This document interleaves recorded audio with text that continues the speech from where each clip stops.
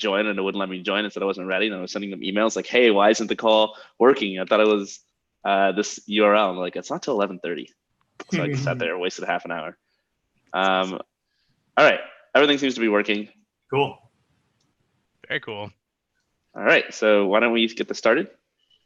What's up, everyone? This is Cortland Allen from ndhackers.com, and you are watching Indie Hackers Office Hours. On this show, I bring up indie hackers just like yourself to talk to experts and other founders to get help with your startups. And today we have none other than Danny Grieco. Danny, how's it going? Great. Hey, everyone. So Danny is a sales expert. He's also a consultant to technical founders like myself and others who need sales help. I believe we've got a couple of technical founders on the call today. So our first founder is Alex Gandy. Alex, let us know what you're working on and how Danny can help. Sure. Yeah, I'm currently toying around with the idea of some sort of consulting company based around best practices for release engineering, CI/CD, and just testing in general.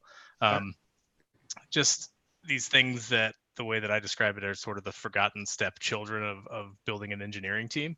Mm-hmm.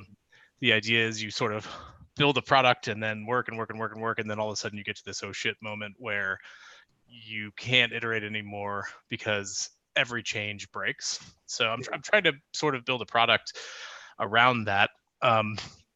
And I think that leads into the kind of first question that I had for you, Danny. It was how do you sort of automate and pull insight from your interactions with customers and potential clients? Like, if that makes sense.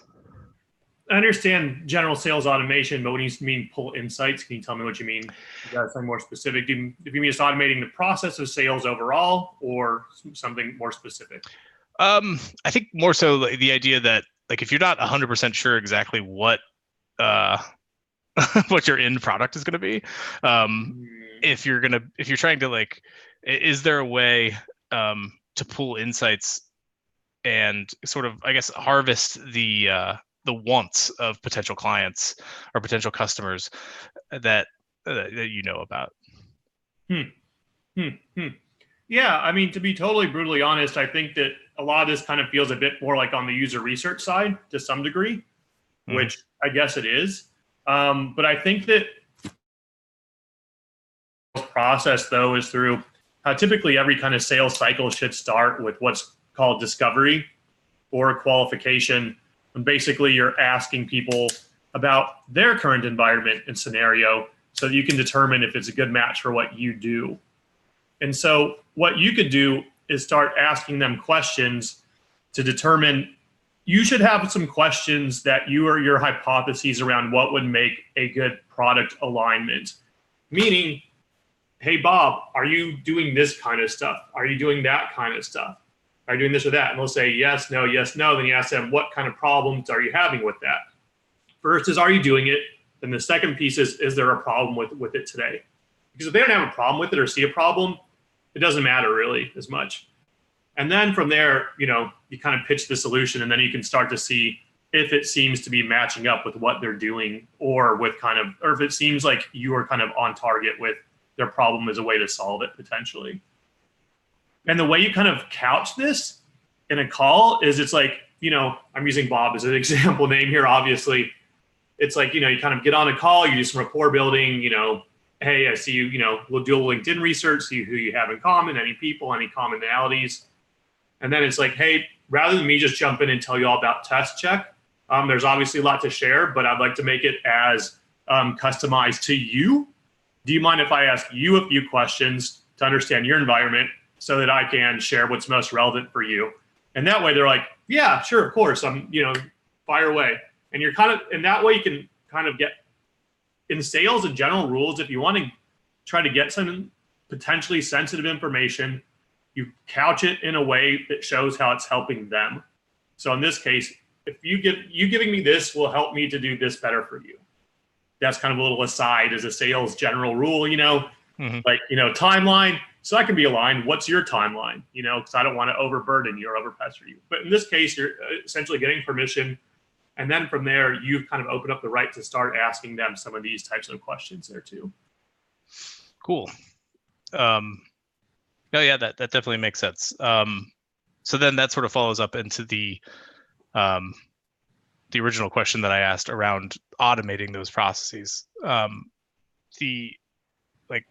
As primarily as a backend engineer, I think any job that I have to do more than once, I tend to write a script and do it over and over.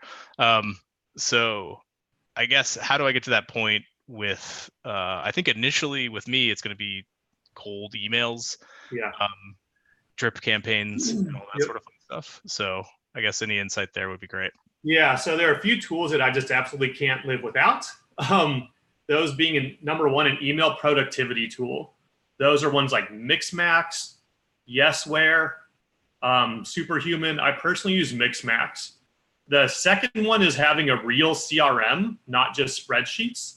And there's some really good ones like that are pretty cheap and made like they integrate into Gmail well, like Copper and HubSpot. And I'll tell you what I do with the. So the email productivity tool like Mixmax, it allows you to create email templates. So basically, you can create a template that is, for example, once someone reaches out to you, it's the template you use to set a meeting time. You can go into the Mixmax dashboard, type it in once. You can create variable fields for like first name, great to talk to, your company in brackets. And literally when you're composing your email, you can pick inside the email compose box, there'll be a new button that says templates. You can pick the template and just pop in the right one. And then anytime you ever write an email that you're going to reuse, like maybe you have a good email that's like, here's some great third-party articles that explain this, create it as a template. So that basically any email you're going to send more than once, you create as a template, boom, pop it in, and you can always kind of add extra text around it and customize it. You can even use these templates for single links, like, maybe to, here's a great article you should read, have it that as well. The other really powerful piece of that will save you so much time is the fact that you can do really simplified scheduling. So, similar to like a Calendly or a Sunrise AM, if you've used these, what I really like about the one Mixmax has is you can actually embed. There's two ways to, because believe it or not, setting meetings is such a massive time suck and such a big part of sales. So the more you can automate this, it really pays off. And so, instead of going back and forth, what time works for you? What time works for you? This time works for me. Does that time work for you? Does it sound okay? I'll send out the invite. With Mixmax, there's two ways to do it. The one is a more impersonal way, which I don't really recommend, where it's a link to your calendar and they can just pick a slot. That's okay, maybe early on. But what you can do is you can literally embed in your email and choose specific times. So what you do is you're saying, okay, maybe you're trying to set a meeting with Bob to do an initial demo of your product. With Mixmax or Yesware or whatever, you would basically say, choose the insert availability, pops up a new screen, and basically you're creating the invitation right there. Here's the subject of the invite. Here's the Zoom link. Here's the here's the subject. And then you can pick slots on your calendar that you know are good for you, 30 minutes, 60 minutes, whatever. And then it literally inserts those into the body of the email. And it's literally just a series of boxes. And it's like, hey, Bob, excited to meet. Best way is just to have a quick chat for 30 minutes. We'll understand your environment and show you everything about Test Check and see if it makes sense to continue the conversation. Here's some availability that works for me. You can just click what works for you. And the beauty of it is a few things. All that Bob has to do is just click it. And then as soon as he clicks, the time slot that works for him, it instantly creates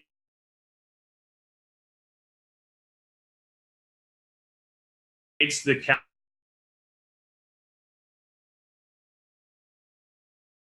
calendar invite.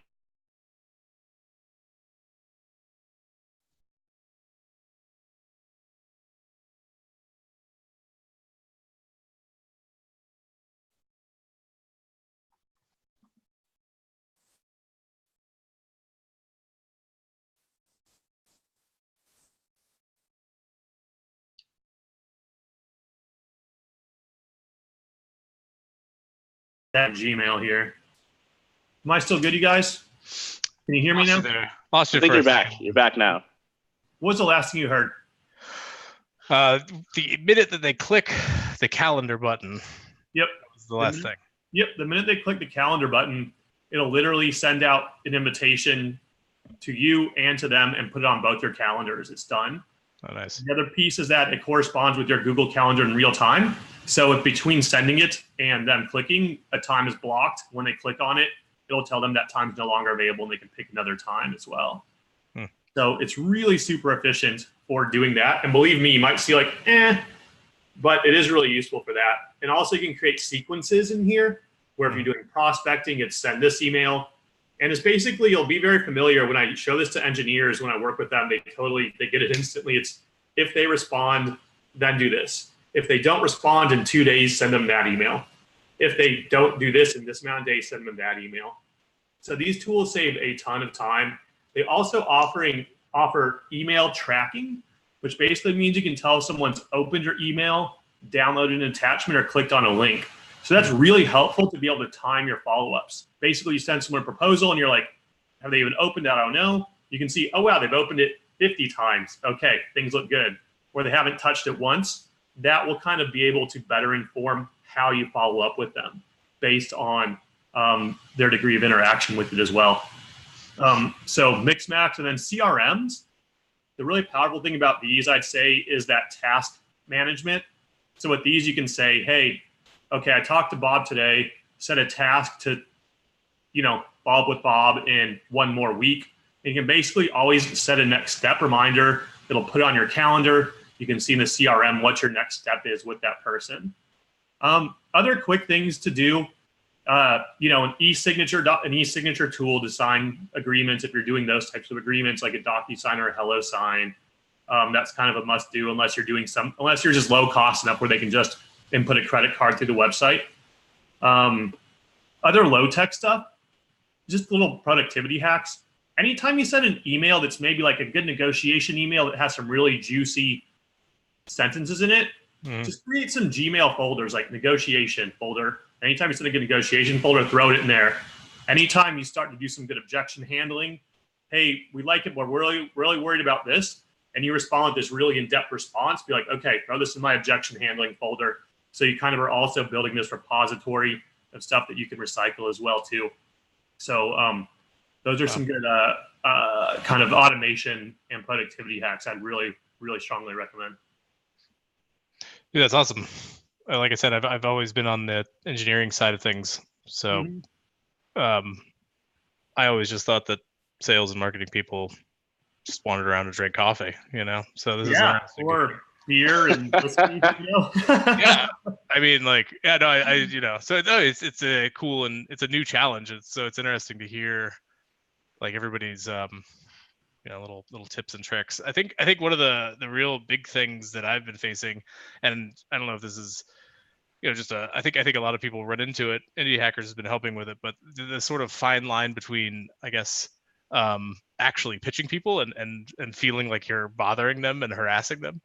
Do you know what I think it's sort of one of the biggest failing points for a lot of side projects. So if you have anything to comment on that, I'd appreciate that as well. Yeah. So this is kind of gets more into sort of, I don't want to say necessarily the philosophical side, but more of kind of the mental and emotional side of sales. And I'd say it really comes down to your intention. And what I mean by that is, are you trying to do this for them because you feel confident that it's going to help them? Or are you just doing this because you want to put more money in Alex Gandy's pocket? And people feel that, and they can tell that. And it's kind of like if a car is driving at somebody really fast and you freaking shove them out of the way, they're not going to get angry at you because there's an obvious reason why you did that. But the fact of the matter is, a lot of people don't realize that there's a car coming at them. So you have to let them know that there is, in some cases. And one thing that's really critical, and the difference between when it's useful and not, is if you've done the qualification well enough, meaning you can tell after talking to Bob that Bob, he really needs this. Like, he truly needs this. It fits his workflow. It fits the problems he has. And then you're helping him to understand how it's helping him. It's hard for people to ignore or deny that, okay?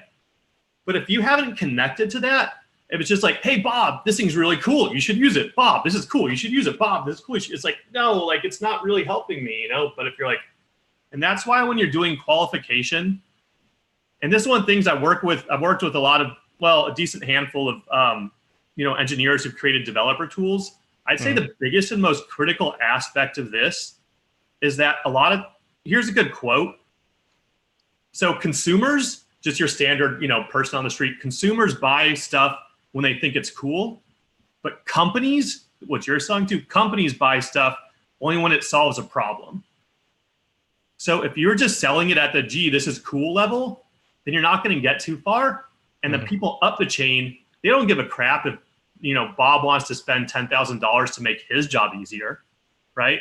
But if Bob wants to spend $10,000 because it'll help this product ship on time, and this product is key to this company's goal and timeline of hitting this milestone and releasing this product on time, and there's $2 million worth of revenue on this project getting completed in time, then that's a whole other conversation.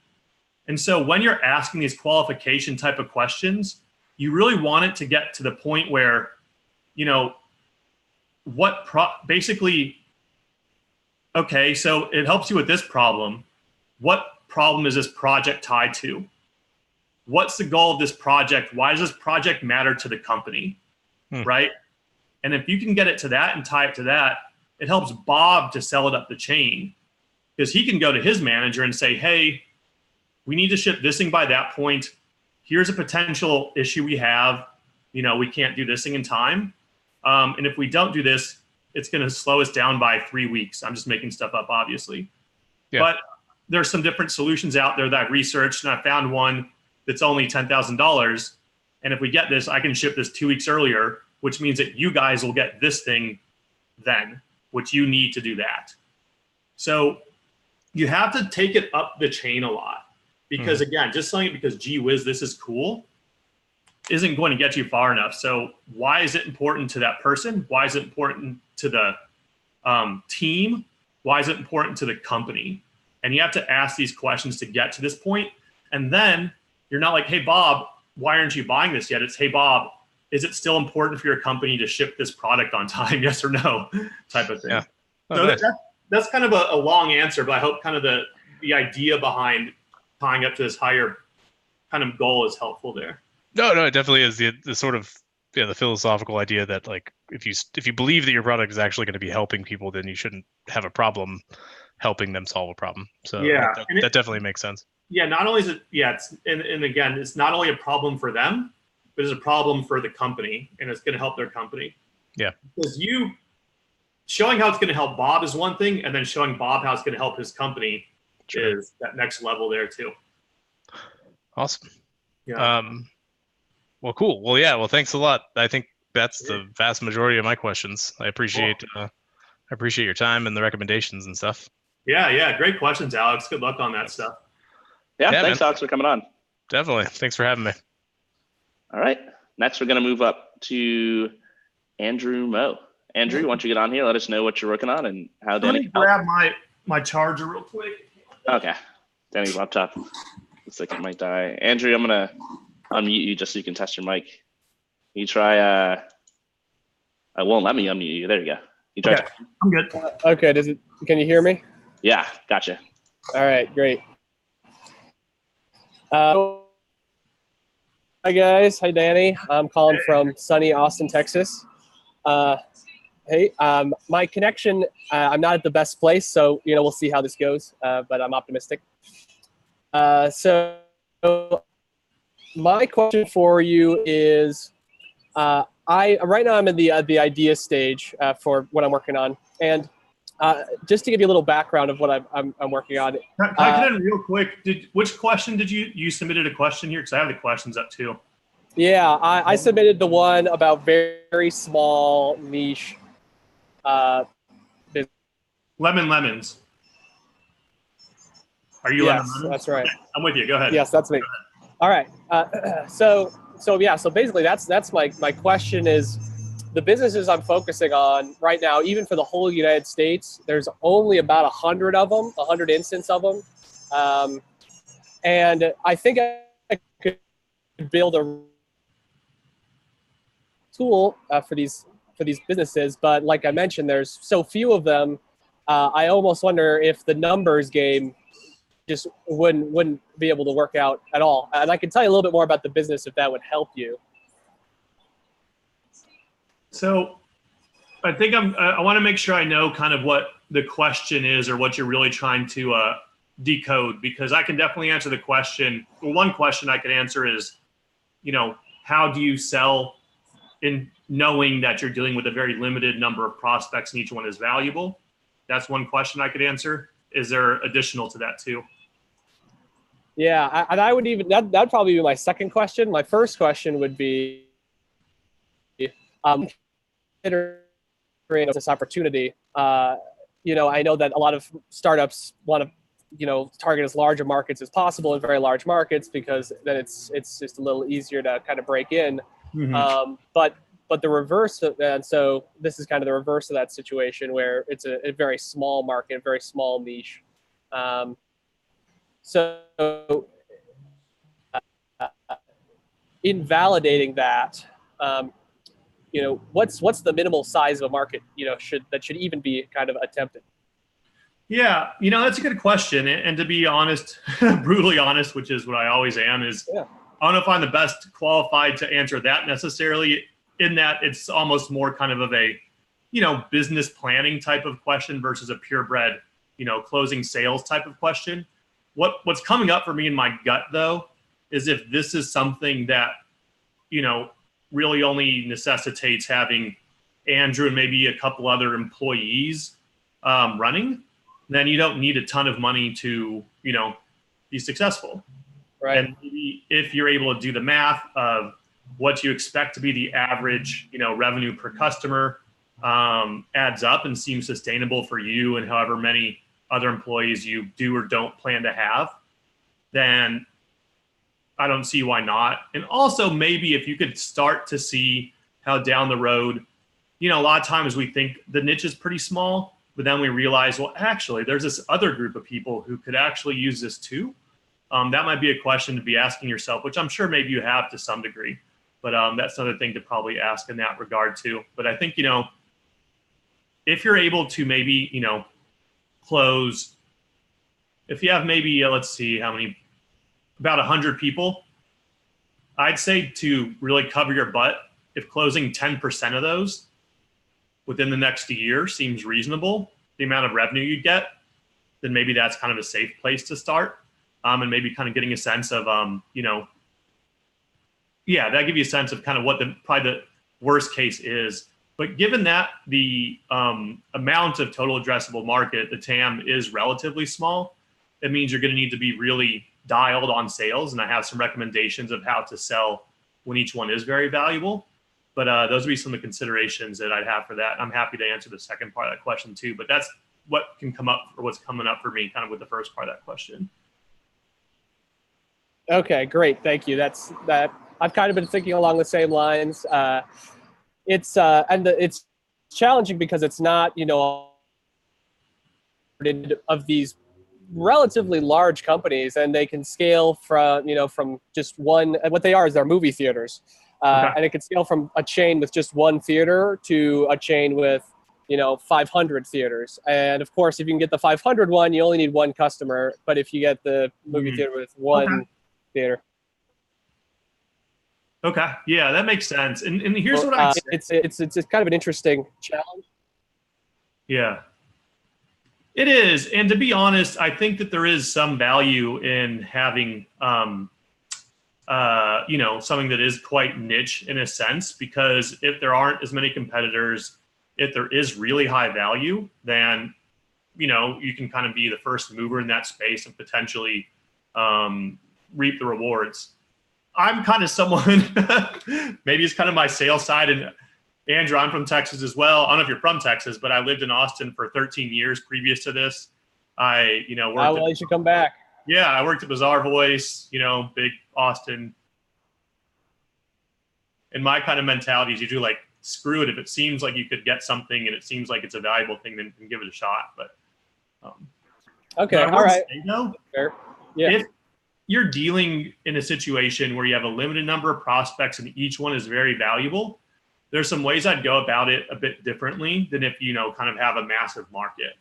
And what I would do differently is instead of kind of just having like a kind of, they say like spray and pray type of style where it's, like just reach out to everybody with mass emailing, I would do stuff that's extremely targeted and extremely personalized. And what I would recommend doing is batching your outreaches and maybe doing like campaigns, maybe starting with 10 to 15 at a time, really researching the heck out of each one. And, saying, hey, we'll say Sarah as an example name, I know you do this, I know you do that. And basically really display your knowledge ahead of time. So they can tell like, wow, like this isn't just some random company trying to sell me a new, random crappy tool. It's some like junior person just trying to pester me. Then I'd start with that. And what I'd really recommend in this case, this is an issue I think a lot of people do wrong about prospecting, is I would recommend considering something like maybe picking 10 to 15 companies and putting together maybe like a 5-part email campaign that you hit them with over a period of maybe 4 to 6 weeks. And you're balancing that with phone calls to them, and are going to be mostly voicemails. But really the goal with prospecting, especially for this, is to not stop until you get some response. Basically until either they say, yes, let's talk, no, leave me alone, or reach out to me at this point in time. Because you basically want to get all these people stay diligent enough until you get some sort of response. Because if you don't go deep enough, you're going to kind of just send a few crappy ones and it's not going to feel that good to people. And then, you're not going to have, you're going to run through them pretty quickly. So I'd be a bit more laser focused as opposed to kind of broader there. And when you get on the call with them, I'd be very direct. Maybe in your pitch deck, it's like, whatever the name of your company is, we'll say ABC Company and Regal Metro Cinema. Like brand it to them. Here's what we know about Regal Metro Cinema today. And here's this. So they're like, wow, like this guy's done his homework. Like he really wants to do business with us. And you actually have, you can create a nice slide, a nice template where these are just variables, the name of the company, the name of the size, what's been going on in the news for them. Because each one of these is much more valuable. You don't have as much time to kind of just waste and learn. So having that will impress them, display your knowledge and add instant credibility. And also you're going to spend less time on the calls asking them questions of stuff that you were able to find out on your own. Great. I think I'm gonna try out some of that stuff. I definitely like the idea of having a kind of a concerted effort for just a few customers. And when you say 10 potential clients, is that 10 people who are in one organization or 10 different organizations? I was saying 10 different organizations. I'd say as far as reaching out to multiple people, that's going to depend on how well you know who that right person is. If you know that it's like the CTO, that's the person, then you're probably supposed to be focusing on one person.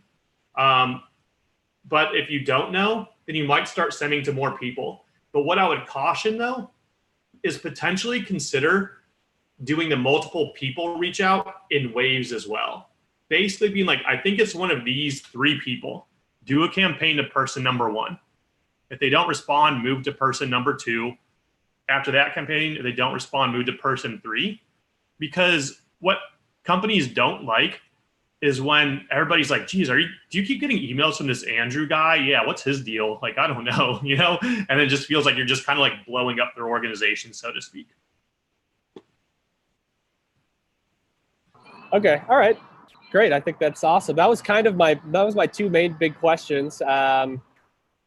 I guess I don't really have anything else for you. So if there's anyone else in the call who has any questions, That's it. Although I've got a couple questions for you, Danny. Yeah. One more thing, Andrew, please this weekend have some breakfast tacos for me. Would you please? I don't get to have Torchies, maybe? Yeah, Torchies, Mezzo's, Taco Deli. It's all good, man. You got it, Danny. Thank you. They also have the best Whole Foods that I've ever been to. Yeah. In Austin. It's pretty crazy. Headquarters there. Yeah. Yeah. They Oh, well, got we're headquartered here. We're the home. We're the home. Yeah. You guys have like a taco bar there. There's like a barbecue restaurant and like a sushi, right? It's like everything. Yeah. You can actually, they serve drinks there and you can walk around with your pint or your glass while you're shopping. It's pretty nice. That's crazy. So I got a couple questions for you about sales, Danny, that I think will be applicable to indie hackers in general. Not that many, they're pretty quick. The first one is you've recommended like a couple tools here and there. You talked about Mixmax over email. I'm curious what like your broader set of recommendations are for indie hackers who might be developers. What tools should they be using? Are there any books they should be reading? Any websites they should be learning from? Assuming they know nothing about sales. Yeah. You know what? There is something that isn't exactly answering that question, but as far as answering the question of what do I think indie hackers should know, that's kind of key knowledge that they should really know about B2B sales, I'll answer a few of those. Yeah, for sure. Yeah. So I think that one thing that's really important when this is basically being a small company trying to sell into larger companies, right? Being a 1 or 2 or 3 person shop selling into bigger ones. Number one, make yourself seem, without being, without being deceptive by any stretch, but make yourself seem as big as possible. There's little things you can do. Like I'd recommend for email addresses, have it be something like first dot last name or first initial last name at versus just, Danny at.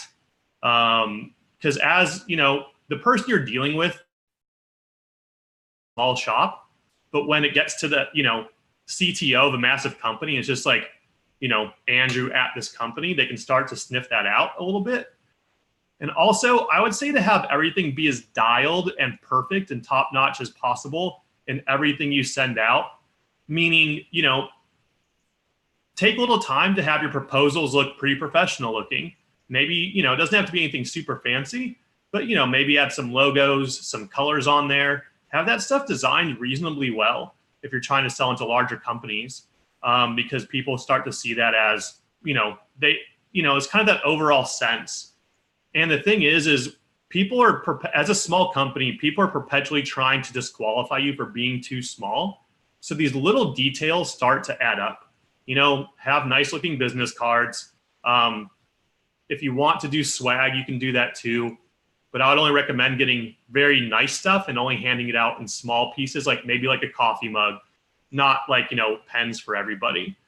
And I think though, one thing that's going to come up as a small company selling into bigger companies is that dreaded question of like, they can be like, Andrew, this looks really good, but we're worried about your ability to scale. And that's kind of holding us back. That happens a lot. There's somebody who asked about, being in Nepal, that being a variable as well. That's something that's probably going to come up. And so what I'd say is a few ways to combat that fear of you being too small to handle a large company. I suggest a few things for that. Is that helpful to share this? Yeah, totally. So great. So I think what's really important is when people say, they're worried about scalability. When they're saying they're worried about scalability, what they're saying at that point is this big, ambiguous, nebulous cloud of fear. And what you need to do is basically take this down into very specific bite-sized pieces that you can address specifically. So you say something like, hey, Jim, I totally understand your concern. We get that from time to time, but so I can address it directly. Do you have an idea of what specifically you might anticipate as being the challenge here? And get them to take it from this fear to specific things. They might say, well, we're just worried about, international expansion. Can you cover us internationally? And then you could basically give them the very direct and clear answer about that. And maybe it's like, well, whatever that answer might be, we're worried about customer support, but basically get them to take it from general fear to specific items. And then you can address those one by one. And sometimes you can, most of the time you probably can. And if sometimes you can't, you truly can't, then you'll know that now and not waste your time, because they, if they want everything to be translated into Mandarin, right, in 3 weeks, I can't help you here, buddy. Like, that's not it. So ask them that. And what will happen sometimes is people you'll ask them that question, they can't pinpoint it. They'll be like, I don't know, I'm just generally kind of worried about that. And so what I would recommend doing is proactively creating something to the effect of create a list of all the issues that you think could be worries about scalability, time zones, security, language, stability, and basically say, hey, you know what we found is that great question about scalability. These are the most common concerns. List them out and then discuss how you address and can handle each one of those. And what I would recommend doing is potentially even having a slide in your pitch deck or maybe a one-pager that addresses all these things. Share that with them and then see, like, how does this make you feel? Does this seem a bit better? So basically kind of being ready for that, taking it from ambiguous to specific items and addressing those one by one as best as you can. Makes a lot of sense. You're talking a lot about the conversations that you're having with these prospects. Are these conversations you're having over email? Are they having over the phone? You're having them over the phone? Is a particular channel better? And if it is better to get someone on the phone, like, how do you get from point A to point B when all you have is an email address? Yeah. So, I mean, the typical, again, we're talking B2B SaaS here is kind of the example or model I'm working from. Buyers are used to a specific process, and you can just follow that process. And typically what that process looks like is communicate via email initially. Maybe you're prospecting to them. Maybe you're a little bit more further ahead and they reached out to you. And then, hey, okay, sounds good. And, the best way, you basically set up a meeting next. Sounds like there could be something here. Best ways to have a quick conversation to understand your current environment, whatever that environment is, maybe your environment, your security environment, if that's what your product is, tell you a bit about our company, and then decide, if there's any alignment. And then typically having that first call, I suggest having it for as long as you're able, minimum 30 minutes up to 60 minutes.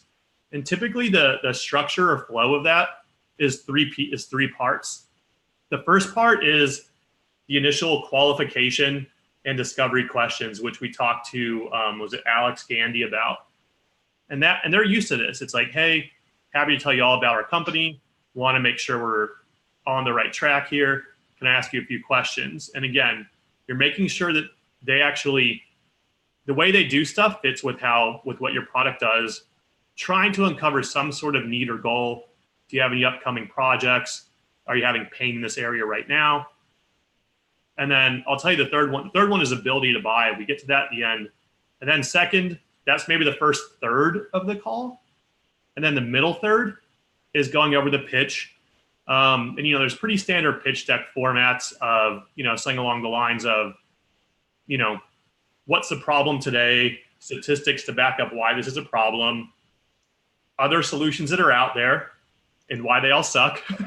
And then our solution, what it does, maybe demo it there, and then what the outcomes are, maybe what to expect, why it helps out, type of thing. Go through that. And then the last part is kind of three pieces. You're answering any questions they have, and then you are qualifying on their ability to buy. And what I mean by that is a few things. It's two things. It's number one, can this person on the call get this done? Is up role? Are you speaking with somebody who's very junior level and just kicking the tires? You can ask questions like, so I can remain aligned, what's the decision process look like at your company? Who else is involved in this? And you'll start to see if they know it really well, you're in good shape. If they don't know it really well, then you might not be with someone who's high enough up. Right. The second piece is understanding if they're in a position to buy.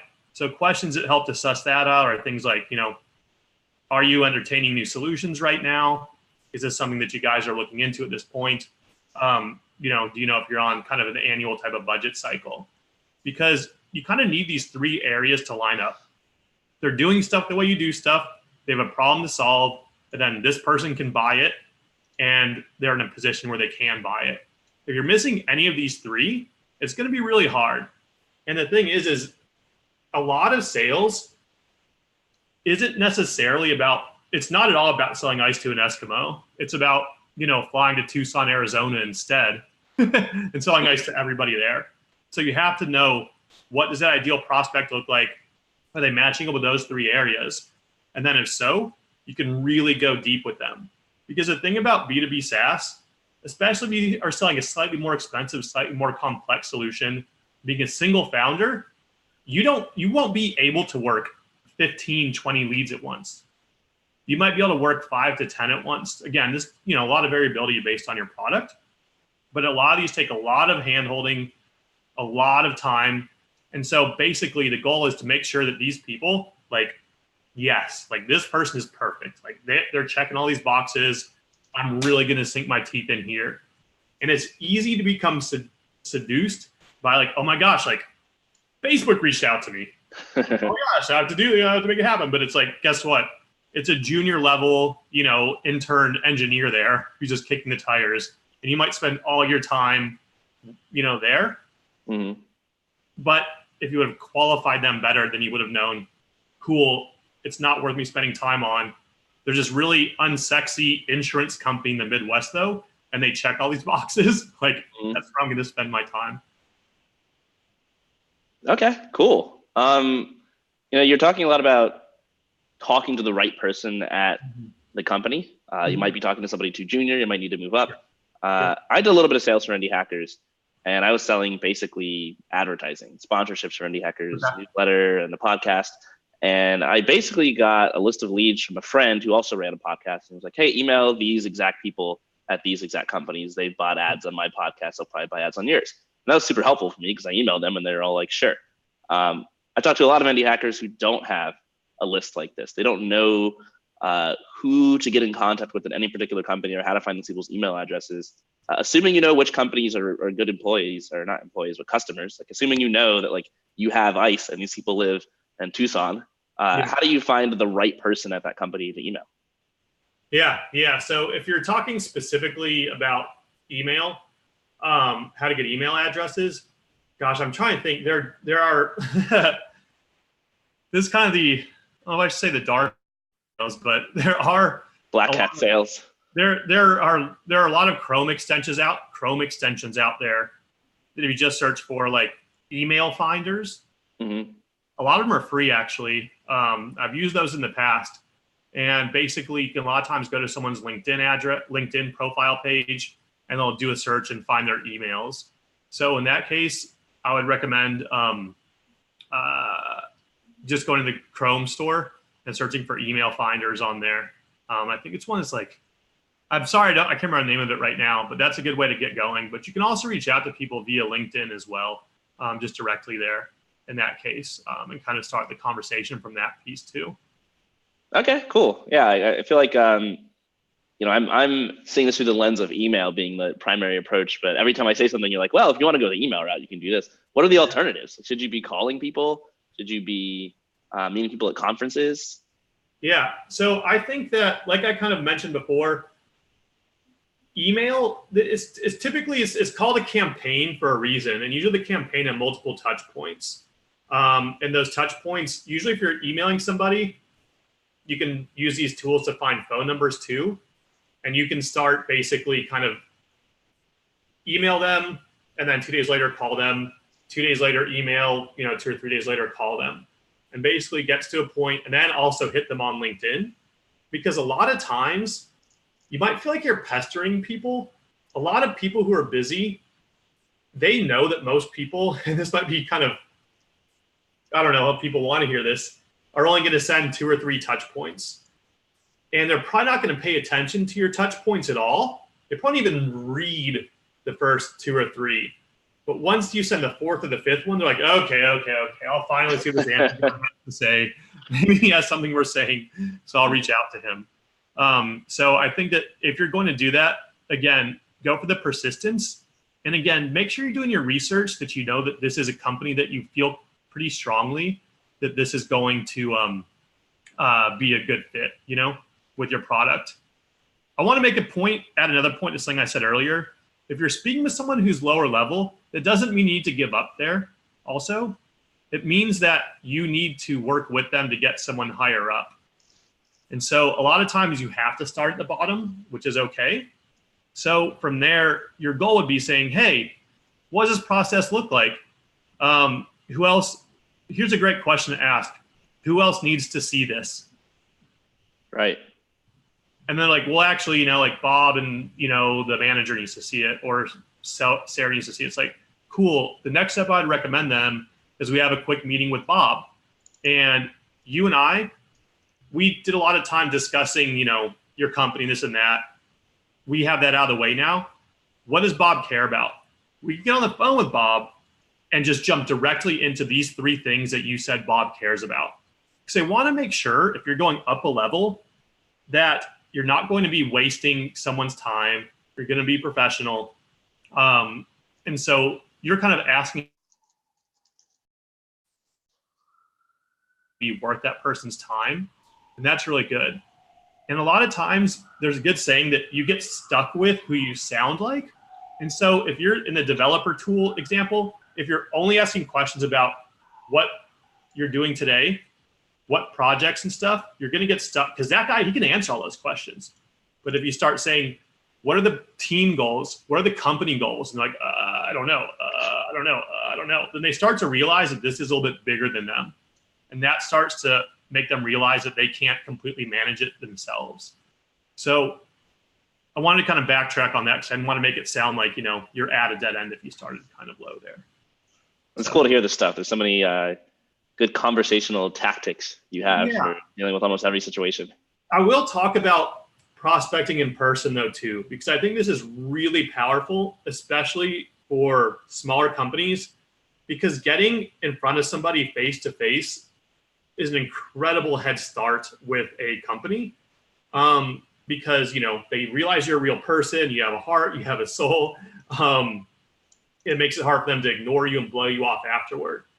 So a really simple way to do this that I recommend to the startups that I work with are going to the industry trade shows or any sort of trade show where there could be your potential customer. And I'm not saying buy a booth because you probably don't have the money to do that yet. But, if you can afford, the $400 or $500 pass to get in, I'd recommend that. If you have friends at bigger companies who are going to this, a lot of times they have guest passes. You can reach out to the people who are going and ask if they have a guest pass. And then this is how I'd recommend doing prospecting live and in person, whether it's at a trade show, whether it's at a happy hour. There are tons of different meetups in San Francisco if you're in the Bay Area, for developers, for marketers, for whatever your target market is. And here's how I recommend doing this. It's not, hey, I'm Danny, let me tell you about my great products, right? That's going to get people off right away.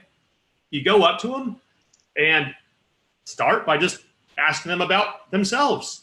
Take a sincere interest. Hey, I run into this guy, Cortland. Hey, Cortland, good to meet you. What do you do? And you're going to tell me what you do. And you're like, wow, that's cool, Cortland. Like, how about this and that? Yeah, I do this and that too. And then inevitably, once you've kind of answered that, what are you going to do next? You're going to ask me. Ask you. Yeah, what do I do? And then I say, well, yeah, I'm actually here. I'm visiting a lot of my customers as well. I got invited by this person. Like, okay, but what do you do? And it's like, well, and then you can start to tell them about, well, actually, I launched a company that, it's interesting what you said about this and that, Portland. I launched a company that does X, Y, and Z for that. And then from there, you can kind of start this conversation much more organically. You're not just launching into a pitch. It feels very natural. And what I also did when I started by asking you about yourself, what I was actually doing? I was qualifying you. Because if you told me, oh, I do this and that, and it's irrelevant, then I might not even, pitching too much about me. But in those couple of minutes, I'm like, oh, wait, okay, Cortland, he's the guy to talk to. Now let me dive in. Or he's not. Let me, have a conversation and then go from there. Cool. Yeah. All right, this is a lot of good stuff. I'm going to have to try to twist your arm into writing a couple articles about sales on indie hackers. Cool. Anyway, Danny, thanks so much for taking the time. It was fun listening to you give these guys advice and hearing your answer my questions as well. Can you tell viewers where they can go to learn more about you, what you're up to, and how they can get help from you if they need it. Yeah. So it's kind of funny. I do a few things, but the predominant thing I've been doing right now is this specific mentoring for startup founders, particularly technical founders with a B2B product. I've been doing everything from basically analyzing where the gaps are, having a half-day training, and then support from there. What I've been doing with companies has been really helpful. Everything from analyzing their pitch calls. Also been having weekly check-in meetings where we're actually I'm working through deals with them. What happened with your call with Microsoft last week. They tell me, I recommend next steps. So I help do deal coaching on specific deals as well. And create collateral is another piece of what I do too. And then I also, this kind of somewhat tangential, is I also teach mindfulness and emotional intelligence to companies, science-based emotional intelligence mindfulness. I've started integrating mindfulness practices into sales, which has been pretty powerful. Cool. Basically, like I mentioned to Andrew, really connecting with your intent. It can be kind of frazzled when you're going into a call. Do I have this ready? Do I have that? What about this? What about that? If you take a moment and say, what do I really, really, really want for this person that I'm about to talk to? I really want to enable them to make their engineering process as smooth as possible so they can ship great products and their company can be successful. And if you kind of adopt this mindset, a bit more global help at a high level, it can be really helpful. So if you want to check me out, you can go to my website, mindhawk.co, mindhawk.co, like the bird. The website right now is a bit more focused on kind of the hybrid mindfulness sales side. Or you can email me directly. It's just danny@mindhawk.co. Again, MIND, mind, hawk like the bird, HAWK.co as well. And if anybody's just generally curious, happy to just have a quick, 15, 30-minute conversation about what their challenges are and, what I do as well, just to see, if there's any fit or help that can be provided. Great. Well, thank you so much again, Danny, for coming on the show. My pleasure. Thanks so much, everyone.